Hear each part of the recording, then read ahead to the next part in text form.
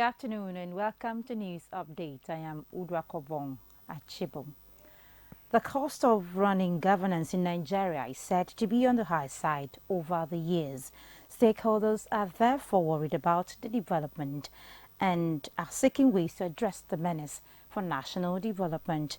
Goodluck Enaine has been speaking with a cross-section of Benin residents on these anomalies and the way forward.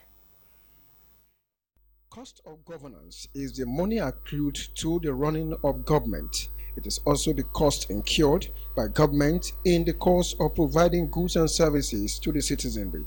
It can be subdivided into recurrent and capital expenditure. While recurrent expenditure is government spending on overhead and personnel costs, capital expenditure is government spending on infrastructure. Meanwhile, when current expenditure is above capital expenditure, analysts say will lead to the reduction in the provision of infrastructure, low or no investment. Other effects are the reduction in employment opportunities with resultant effect. Cost of government is actually what it takes the government to pursue the welfare of the citizens. It can be narrow, it can also be broad, depending on the type of government you are running and the kind of culture that government that informs the mission of that government. I really don't think we should lament or we should bemoan the cost of government, so long as government can afford it. As of rep, the senators, at least if they can do a check on it, maybe by reducing their salaries. No industry, nothing could be established for the youth to work upon. While some respondents frowned at the system practice in some level of government, others think otherwise. This time around is the appropriate time to change our constitution and restructure it. Legislation should even be a part-time. If we want to probably change the system of government, probably from a presidential system of government to a parliamentary system of government, which I think may be cheaper in running the government, then this is where the constitution comes into play. The logic in forming this presidential government, the system of government, is that the president should have the country, the entire country, as his own constituency. Unlike in the parliamentary practice, where the prime minister is just from a very narrow sliver of the country, but his parliamentary majority makes him the chief executive of the country. We tried that before and it failed. Consensus is that government at all levels should imbibe the culture of saving for national development. In Benin, Goodluck Enaine, NT News. Now, INEC Chairman Professor Mahmoud Yakubu has cautioned civil society groups not to heat up the polity, but contribute in ensuring a successful general elections in 2023. The INEC Chairman stated these while reacting to a press briefing by a civil society group, alleging that INEC has doctored the voters' register. Of civil society organizations. The Commission was accused of failure to display the voters' register as provided by Section 19, subsection 1 of the Electoral Act 2022. This claim is incorrect. What the Commission displayed for claims and objections in our local government area offices nationwide for a period of 1 week from 15th to 21st August 2022 was not the entire register of voters, but the list of fresh registrants at the end of the fourth quarter of the continuous voter registration exercise covering the period 11th April to 31st July 2022, as has been the practice for several years. We wish to assure Nigerians that the Commission will display the comprehensive register in all the 8,809 wards and 774 local government areas and area councils nationwide as envisaged in Section 19, subsection 1 of the Electoral Act 2022. This will integrate fresh registrants under the last CBR exercise to the existing register of 84 million voters. The date will be announced as soon as the Commission completes the ongoing automated biometric identification system the ABs, to weed out all double or multiple as well as ineligible registrants. We appeal to some of our friends in civil society to be guided accordingly. INEC chairman there reacting to allegation that INEC has doctored the voters register. Moving on now, September 15 every year is set aside by the United Nations as a day to strengthen and promote democracy and highlight its values and principles across the globe.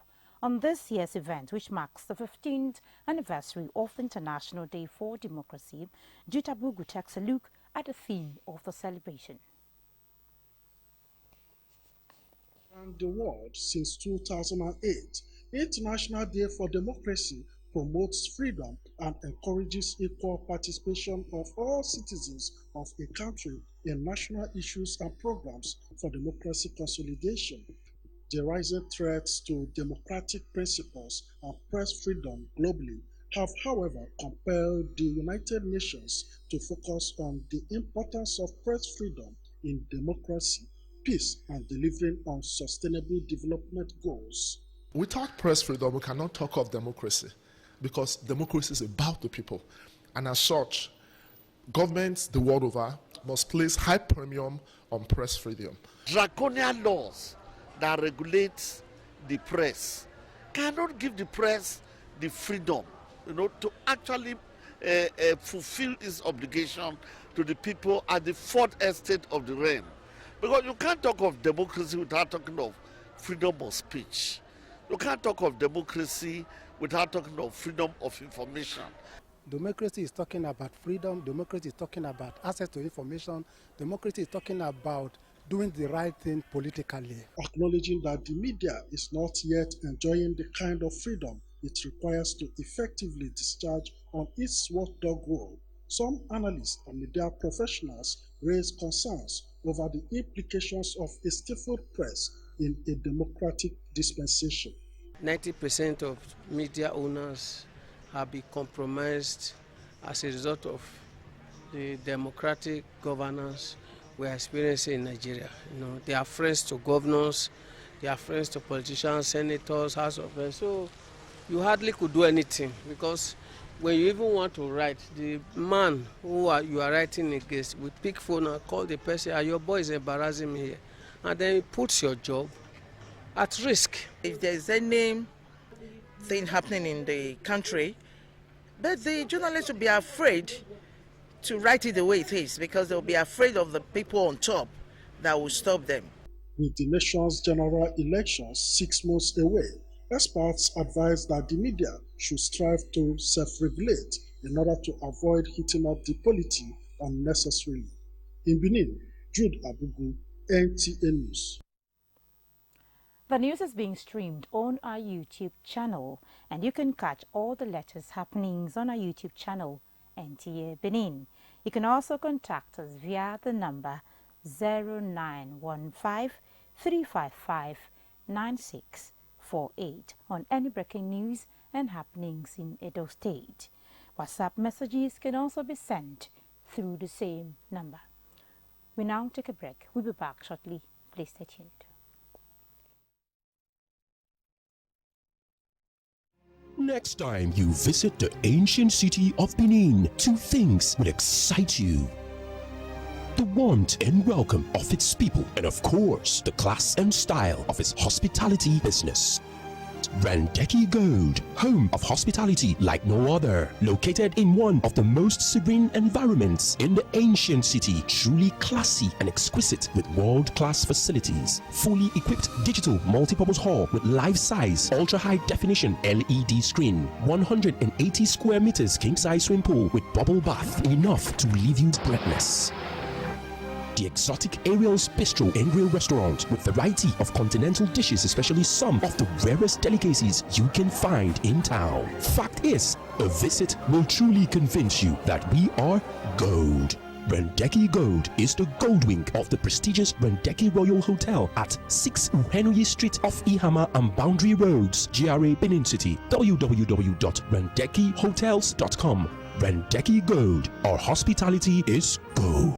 Do you you live in Aduawa and its environment, or you need a conducive and open field in Aduawa for your wedding receptions, birthday parties, annual ceremonies, family or corporate events in a serene and conducive environment that is close to nature, then look no further. NTA Benin Aduawa is the place for you. NTA Benin Aduawa has a large field for all your other events and ceremonies. Also, at NTA Corporate Headquarters, TV Road, we have a state-of-the-art, fully air-conditioned, ultra-modern hall for all kinds of indoor events with a standby generating set to ensure constant power supply. We also have the NTA Pavilion for all your outdoors events at the same venue. Guess what? Our prices are affordable, locations are easily accessible, venues conducive and highly secure. Our outside broadcast van is available 24 hours and can broadcast your event live. And above all, you can air your event on our award-winning programs like Events and Style. Wow, what are you waiting for? Grab this opportunity and have your celebration in a grand style. For inquiries and bookings, please call NTA Benin, the award-winning station.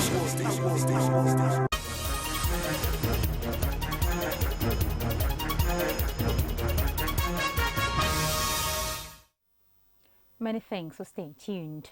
The Universal Reggae Fans Movement paid a courtesy visit to NTA Benin Network Center, seeking NTA's support and publicity for their forthcoming event, Niger Reggae Revival 2022, and an invitation to the management as a special guest of honor. Rejoice Onyemeka reports that the courtesy visit was led by Kings Ogbebo. According to Kings Ogbebo, Universal Reggae Fans Movement is a Nigeria's country-wide rave of phenomenal reggae music which attracts potent and global free human enterprise, consisting of men and women who value dignity. Our job is, like I said earlier on, is promoting peace and unity. It's a social cultural organization, and we want to appreciate NTA. The reason why we are here, because NTA over the years, has done a lot for musicians, has done a lot for music, in the entertainment area, promoting music, promoting musicians, also using music, to unite the world. Alice Ube, who received them on behalf of the Zonal Director, NTA Benin Network Center, said that NTA management will be happy to partner with them. I'm not surprised that you are coming to have your festival here in Benin this time around, and to maybe really sensitize the people of Edo State on the need for peace and unity and oneness. And you're using the opportunity to also honor the minister, Dr. Clem Agba, and our minister, Alhaji Lai Mohammed. So on behalf of NTA, I would like to say that we are very happy to be partnering with you for this very auspicious event.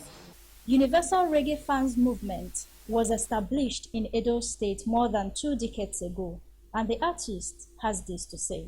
We are out to rearrange and to revive reggae movement so that we'll have good music. Reggae is a philosophic music that inspires the youth. Reggae music is the music to the soul. It's the music that brings life. It's the music that brings light. The Niger Reggae Revival 2022 event will be coming up on Saturday, 17th September at the Imperium Event Center, JBS Estate, GRA, Benin City. In Benin, Rejoice Onyemeka, NTA News. A service of songs held in honor of the late Mr. Osagwana Ogie, a twin brother to the Secretary to the Edo State Government, Osarodion Ogie. It was at the St. Paul's Catholic Church, Benin. Doug Ebo reports that dignitaries, including Governor Godwin Obaseki and his deputy, were in attendance.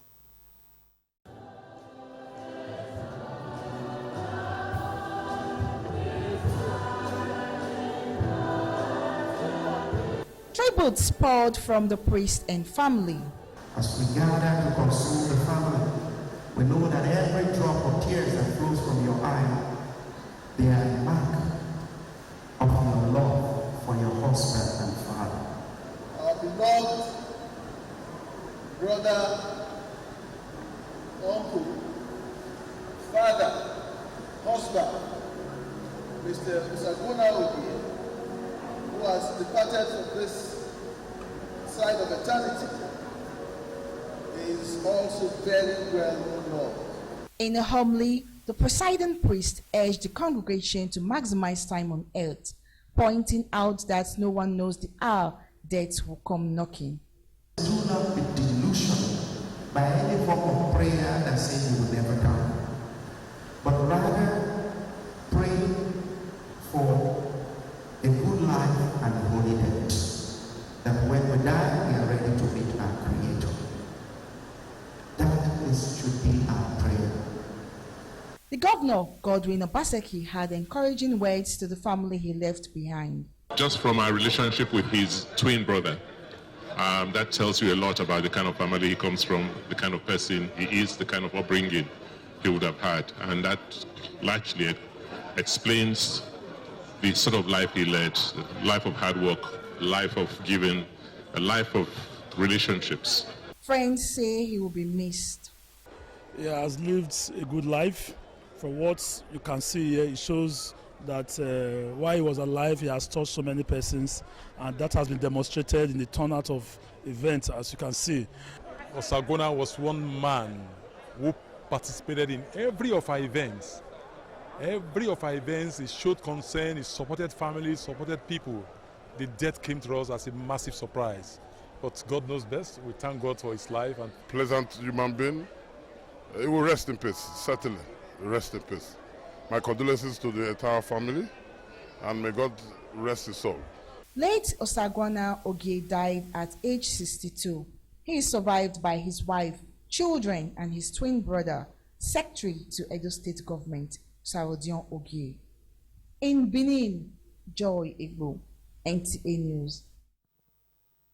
Time for another break. We'll be back shortly. Please stay tuned.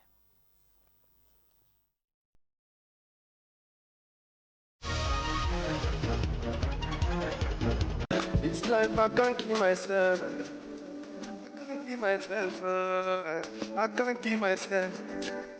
Allow me to flex. Hello there. Welcome to the newest lounge in the Asian city of Benin, Hyperion Lounge, a lounge with good food, music, drinks, karaoke, networking, exclusive for VVIP, and a relaxed environment to meet the right people. Hyperion Lounge is situated at rooftop floor, which has a panoramic view of the city. Visit us at 76 Akpakava Central Hotel, Efedosa Signature, opposite First Bank, Benin City. For seat reservation, call 091-5111-1123. Follow us on Instagram and Facebook at Hyperion Central. Email info@hyperioncentral@gmail.com. All COVID-19 guidelines is strictly adhered. Hyperion Lounge. Exclusivity redefined.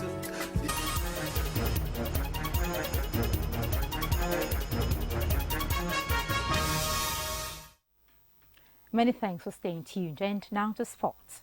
Delta Queens of Asaba have defeated Nasarawa Amazones by 3 on penalties to win the classification match played at the Western Boys High School, Benin City. With both teams unable to find the back of the net, the game was decided on penalty shootout after regulation time ended goalless. Paul Mukago reports that it is the second time Nasarawa Amazones are losing on penalties, having lost to Edo Queens in the semi-finals.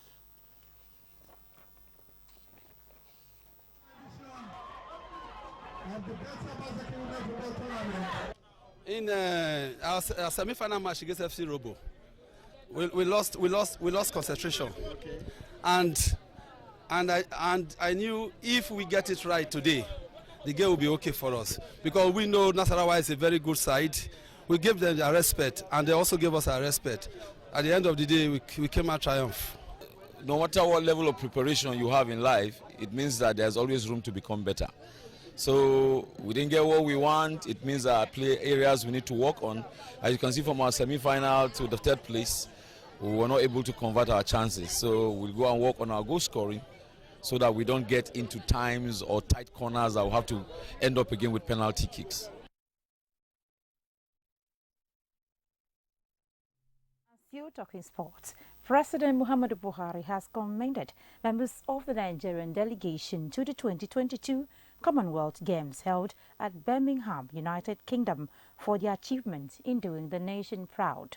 Receiving the delegation at the State House, the President said Nigerians should emulate the patriotism of the 94 worthy ambassadors who proudly flew the Nigerian flag in 9 events. It is to the nation's credit that the athletes won 35 medals in Birmingham, which include 12 gold, 9 silver and 14 bronze medals.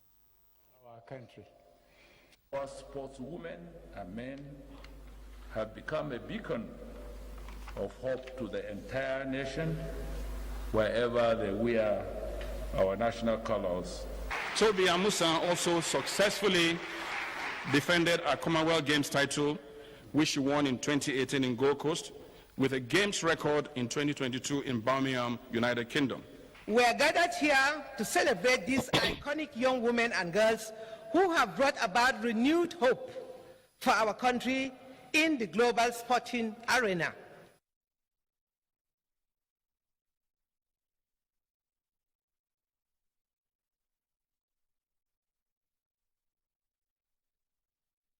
And that's it on News Update. Many thanks for watching. News translation in Edo language comes up in a moment. Please stay tuned.